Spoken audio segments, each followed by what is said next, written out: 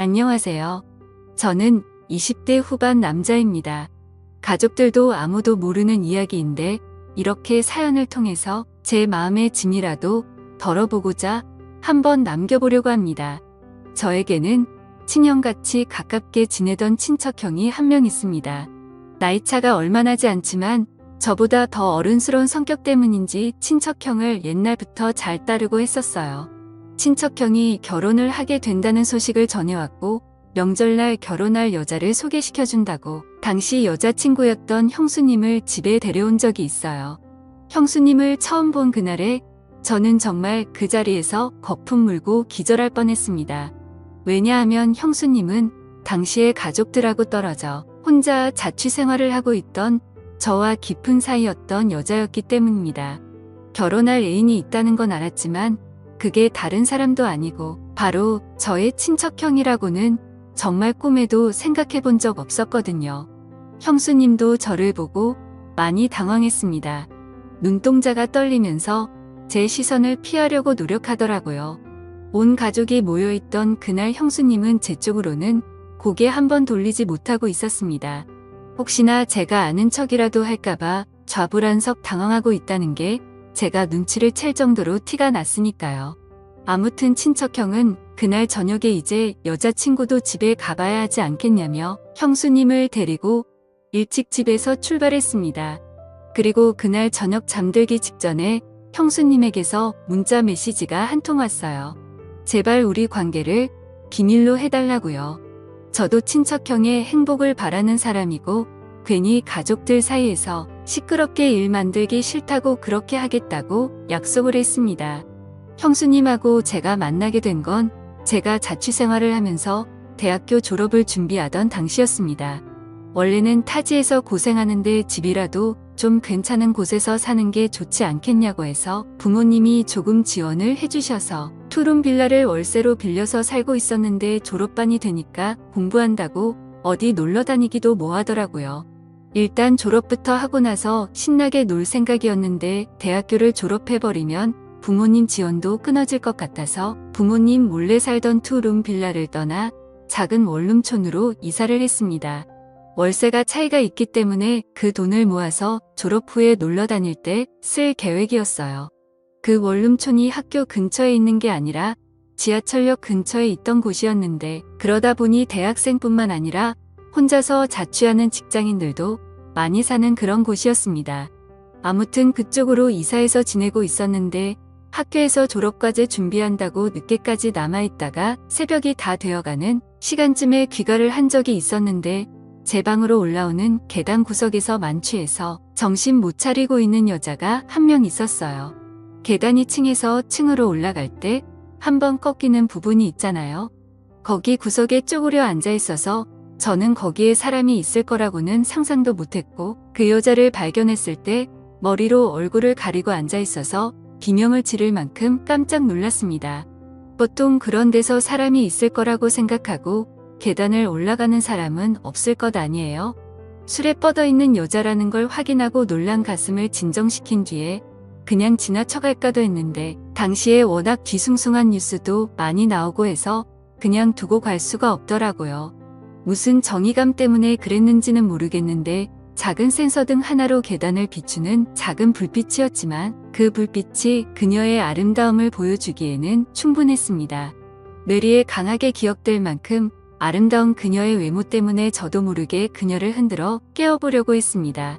술을 얼마나 마신 건지 아무리 흔들어 깨워도 일어나지 않길래 포기하고 두고 갈까도 했는데 눈을 감고 있는 모습이 잠자는 숲속의 공주가 이런 느낌이지 않을까 하는 생각이 들 정도로 예뻐서 자리를 떠날 수가 없었습니다. 다행히 얼마 안 있어서 그녀가 깨어났어요.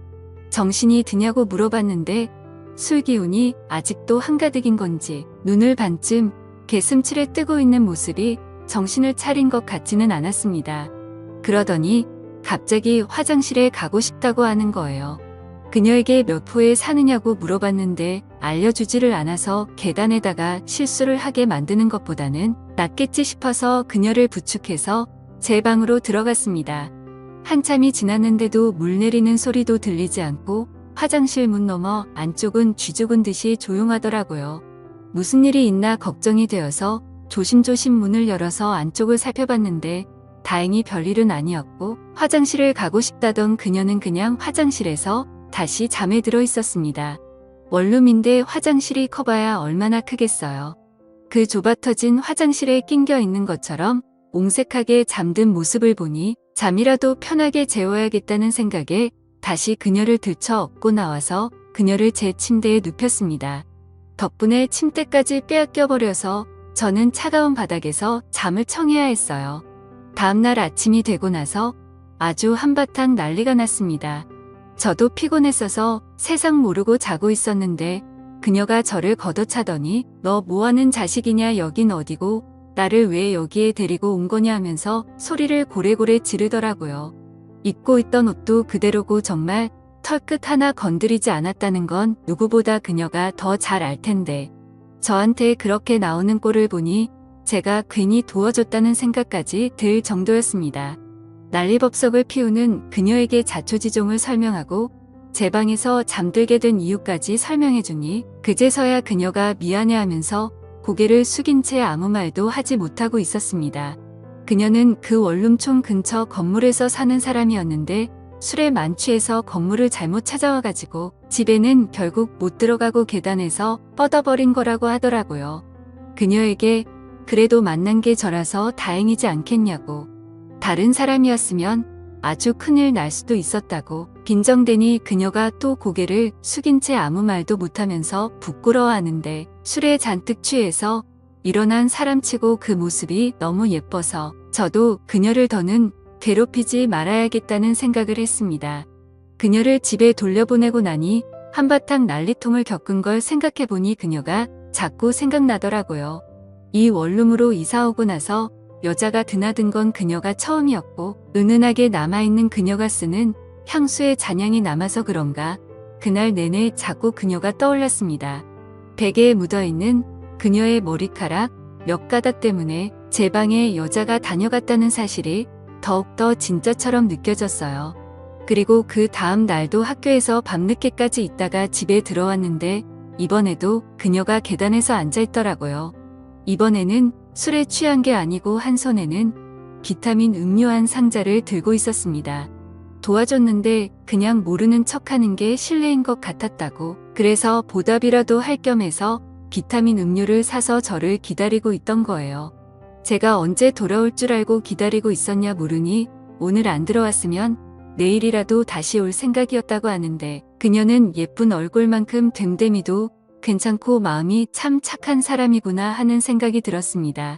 그런데 그날 있던 일이나 사과의 문제가 아니고 이미 처음 만난 그때부터 그녀와 저는 서로에게 강하게 끌렸던 것 같습니다. 그날 서로의 연락처를 교환했고 그 뒤로도 그녀가 퇴근 후 저는 학교에서 끝난 후 둘이서 만나 데이트 비슷하게 식사도 같이 하고 영화관도 다니면서 시간을 보냈습니다.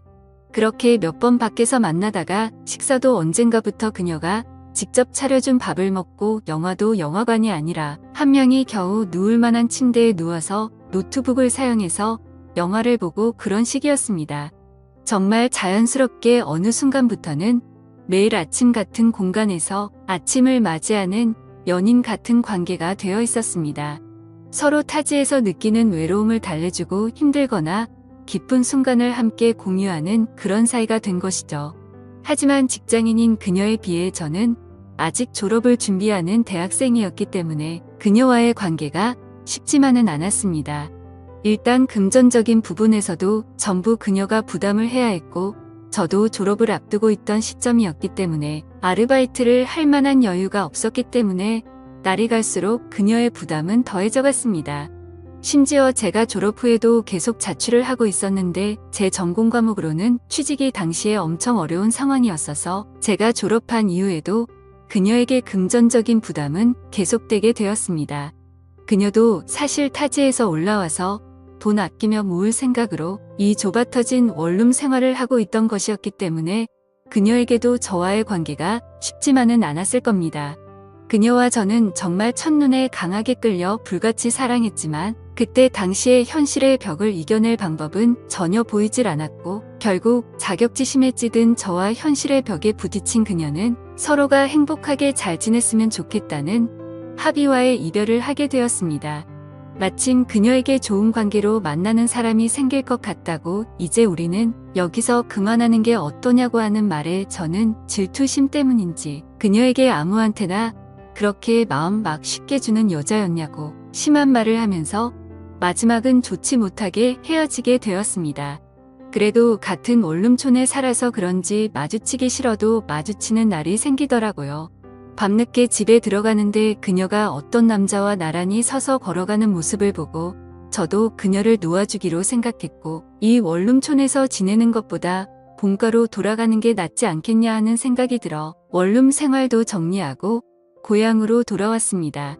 그리고 그때 그녀와 같이 걷고 있던 그 남자가 제 친척형이었다는 사실은 당연히 알 턱이 없었죠. 그녀와 다시 만났을 때 그녀는 제가 친형처럼 따르는 친척형의 아내가 되는 저에게는 형수님이 될 사람이 되어 있었어요. 오랜만에 만난 그녀는 예전보다 훨씬 아름다웠습니다. 제가 좋아했던 긴 머리 집중할 때 개슴츠레 뜨는 눈. 여전히 그녀는 그녀였습니다. 친척형과의 결혼식장에서 세상에서 가장 아름다운 그녀를 눈앞에 마주했을 때 그때부터 저는 가족 모임에 일절 참석하지 않게 되었습니다. 형수님이 된 그녀를 마주칠 용기가 나질 않았기 때문입니다. 그렇게 몇 년의 시간이 흐른 뒤 저도 결국 원하던 직장에 취직하게 되었고 다시 원룸 생활을 시작하게 되었습니다. 그리고 그녀를 처음 만난 그때처럼 형수님을 제가 사는 원룸 계단 앞에서 다시 만나게 되었습니다. 그때처럼 술에 취한 채 형수님은 제가 혼자 살던 그 집 앞에서 저를 기다리고 있더군요. 형수님이 저를 찾아온 이유가 궁금했지만 저는 아직도 질투심에 사로잡혀 있었습니다. 가정이 있으신 분이 여기까지는 웬일이냐며 빈정대고 그녀를 무시했죠. 형수님은 제 말이 끝나자마자 눈물을 글썽이면서 자기한테 이러지 말라고 울기 시작하더라고요. 형수님은 저와 그렇게 헤어지고 나서 저를 잊은 적이 없다고. 이제 와서 생각해보니 제 친척형에게 끌린 것도 어딘가 묘하게 저와 닮아있는 모습 때문이었던 것 같다고 말하며 결혼 전부터 결혼 후에도 저를 잊은 적이 없다고 하더라고요. 친척형이 제 대신이 될 거라 믿었지만 제 친척형은 친척형일 뿐 제가 아닌 걸 알았다고요. 저는 형수님에게 나도 형수님도 그대로지만 가장 크게 달라진 게 있지 않느냐. 이러면 안 되는 거 우리 서로 알고 있는데 이러지 말자고 한마디 했어요. 친척형이 알면 안 되지 않냐고 물으니 친척형이 현재 출장 중이라는 소식을 말해왔고 형수님도 저를 용기 내서 찾아온 거라고 말하더라고요. 그 말을 들으니 저도 더 이상 참을 수가 없었고 사고를 치고야 말았습니다.